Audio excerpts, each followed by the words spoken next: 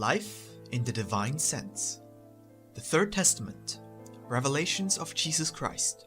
Chapter 44. The necessary equilibrium. Thus saith the Lord. The destiny of each person, with his or her spiritual mission and human mission, is drawn. Both must harmonize and tend toward a single end. In truth, I tell you, that I shall take into account your spiritual works, but also your material ones, for in them I shall find merit to help your spirit arrive to me. Up until now, it has been the pride of man that has prevented him from knowing the spiritual, and that lack of knowledge has prevented his perfection. As long as man does not learn to keep his material and spiritual powers in harmony, he shall not encounter the balance that should exist in his life.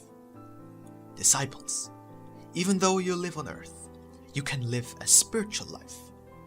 You do not need to separate yourself from material things in order to lead a spiritual life, but live in harmony of the laws of man with the divine laws.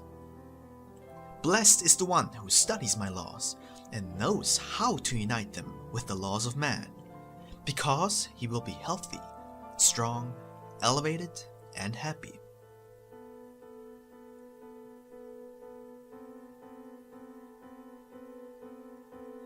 Healthy and unhealthy pleasures. I do not tell you to depart from your material obligations or from the healthy pleasures of your hearts and senses. I only ask you to renounce that which poisons your spirits and makes your bodies ill. Whoever lives within the law is obeying the dictates of his conscience.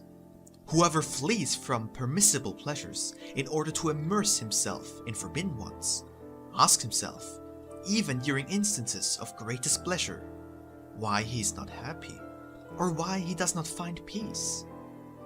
From gratification to gratification, he slowly descends until he is lost in the abyss, without finding true satisfaction for his heart and his spirit. There are those who must succumb, draining even the last drop of the cup from which they vainly sought pleasure, so that they may then hear the voice of He who is eternally calling them to the feast of eternal life.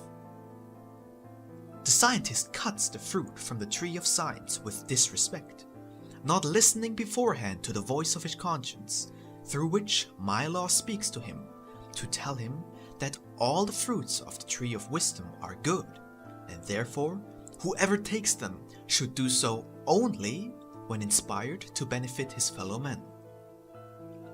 These two examples I have explained to you teach you why humanity does not know love nor the peace of that internal paradise that man, through his obedience to the law, should carry always in his heart. I have come to teach the sinners, the disobedient, the ungrateful, and the arrogant to help you to find. To have you understand that you are gifted with the Spirit, that you have a conscience, that you can reason and perfectly evaluate that which is good and that which is bad, and to show you the path which will lead you to paradise of peace, wisdom, infinite love, immortality, glory, and eternity. Men do not always interpret my teachings well. I have never taught you to ignore or refrain from tasting the healthy fruit that my laws order and concede. I have only come to teach you not to pursue, and much less to love, that which is useless or superfluous.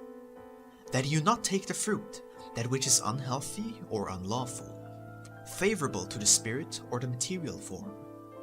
Yet, all that is lawful and beneficial to the spirit or the heart, I have entrusted to you, because it is within my laws. Much time has had to expire for humanity to reach spiritual maturity. You have always fallen into two extremes. One has been materialism, by which you attempt to reach ever greater worldly pleasures.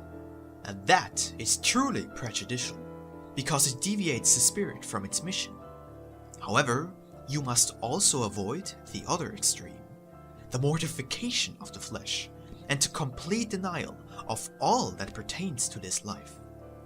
Because I ordered you to this earth to live as men, as human beings, and I have shown you the straight path to follow, so that you may live, rendering unto Caesar that which belongs to Caesar, and to God that which is God's. I created this world with all its beauty and perfection for you, and I have given you the human body through which you must develop the gifts I have given you for reaching perfection. The Father does not wish you to be deprived of all the good things that this world offers you, but you must not give preference to the material over the spiritual, for the body is passing, but the spirit belongs to eternity.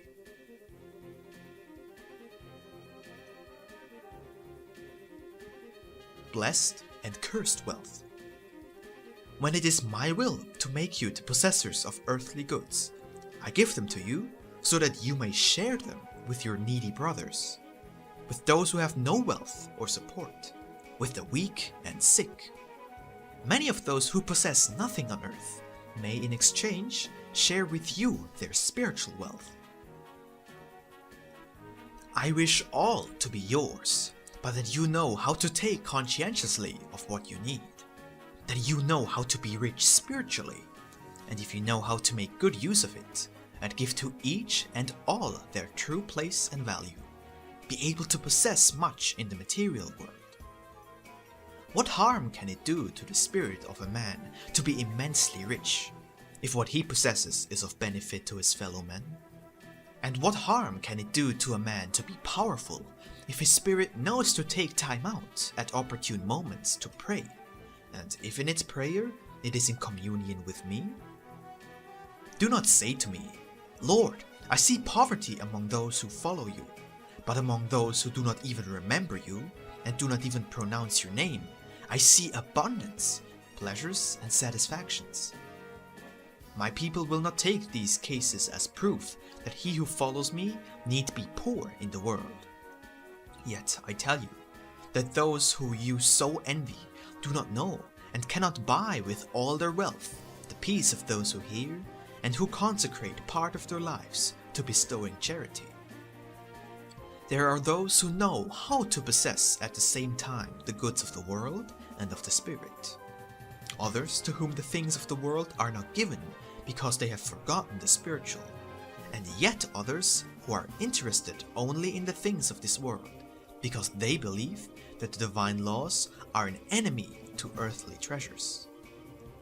Goods are always goods, yet not all know how to use them. You must know also that not all of that which many possess was given to them by me. There are those who have been compensated by me, just as there are others who have gotten all they have by stealing. The greatest evidence you may have of your obedience in life is your spiritual peace, not the quantity of your money. When I tell you, ask and ye shall be given, you ask me for material goods. Truly, you ask too little of me.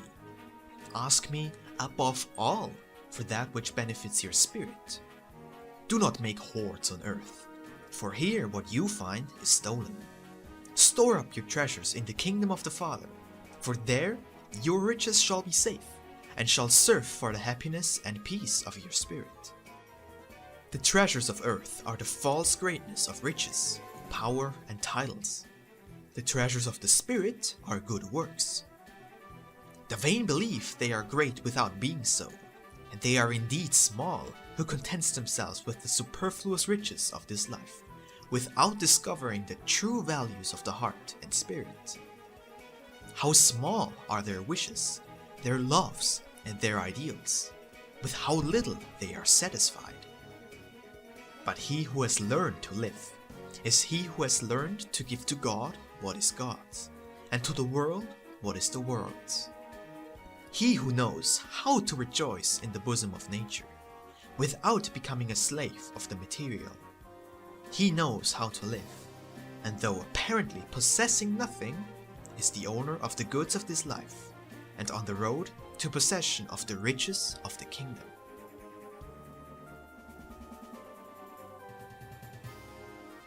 the law of giving. If this humanity had faith in my word, they would bear me in their hearts, and would have always in mind that which I said to the listening multitude. Truly, I tell you, whosoever gives away even a cup of water shall no wise lose his reward. Yet men believe that if they give something away, they receive nothing in return. And so, to protect what they have, they guard it for themselves alone. Now I tell you that in my justice there is perfect understanding, so that you never fear to give away what you possess. Do you see those men who accumulate and treasure things, and share their possessions with no one? Those men bear a spirit that is dead. In contrast, they who have consecrated even the last breath of their existence to giving their fellow men what they possess, even to the point where they may be seen alone, abandoned, and poor in their final hour. These have been guided always by the light of faith, which has shown them in the distance the nearness of the promised land, where my love waits to give them compensation for all their works. Come, so that I may restore true life to you, and remind you that you have been created to give, but that while you do not know what it is you bear within you, it will be impossible to give it to those who have need. See how all those that surround you fulfill their mission of giving. The elements, the heavenly bodies, the beings, the plants, flowers and birds, all of them, from the greatest to the imperceptible, have the gift and destiny of giving. Why do you make of yourselves an exception when you are the most amply gifted with the divine grace of loving? Oh, how much you must grow in wisdom, love, virtue, and power, so that you may be a light on the path of your smaller brothers. What a beautiful and elevated destiny your Father has provided for you.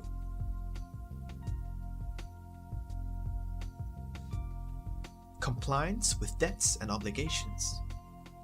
In the third era, my spiritual doctrine shall give the Spirit the freedom to spread its wings and ascend to the Father to offer Him true worship. Yet, men too, as human beings, have worship to offer their Creator, and that tribute consists of fulfilling their duties here on earth, obeying human laws, using good and moral judgment in their acts, and complying with their duties as parent, child, sibling, friend, master, and servant. He who lives in this way shall have honored me on earth, and there shall be an opportunity for his Spirit to ascend to glorify me. He who shirks the weight of his mission, he who turns from or ignores the responsibilities his Spirit contracted with me, in order to act according to his whims and will, shall be unable to feel true peace in his heart, for his spirit will never be satisfied or calm. They are those who are always seeking pleasures in which to forget their sorrows and anxieties, deceiving themselves with false joys and fleeting satisfactions. I let them travel their path, for I know that although today they depart, forgetting and even denying me, soon, when reality wakens them from their dream of greatness on earth, they shall understand the insignificance of the riches, the titles, the pleasures, and the honors of the world, when they must confront the spiritual truth faced with eternity and the divine justice that none escape. No one is unaware of this, since each of you has a spirit that reveals to you, through the gift of intuition, the reality of your lives, or of the road that is drawn out for you, or what it is that you must do there. Yet you insist in freeing yourselves of any spiritual commitments, so that you may feel free and like the owners of your own lives. Before your spirit was sent to this planet, the lands were shown to it. It was told that it would come to sow peace, that its message would be spiritual, and your spirit rejoiced, promising to be faithful and obedient to its mission. Why then do you fear to sow? Why do you now feel unworthy or unable of carrying out the labor that so overjoyed your spirit when it was entrusted to it? It is because you have allowed the passions to place themselves in your path, blocking the passage of the Spirit, and trying to justify its indecision with childish arguments. You should not return to the valley from which you came with your hands empty. I know that your bitterness would be very great. To each one has been assigned a portion which he must guide or cultivate, and that mission is not ended by physical death. The spirit in the spiritual world, as in the material, continues to sow, cultivate, and harvest. The greater spirits are those which guide the lesser, and these in their turn guide others that are still less developed. For the Lord leads all of them to safe pastures. If I told you that the greater spirits are those that guide the lesser, by that I do not say that those spirits have been great since the beginning, and that the latter will always be smaller than their brothers. Those which are now great have become so by elevating and developing themselves in the fulfillment of the noble mission of loving, serving, and helping those who have not achieved the same grade of spiritual elevation. Those that are still weak, and those that have become lost or which suffer. Those that today are small will tomorrow be great through perseverance on the path of evolution.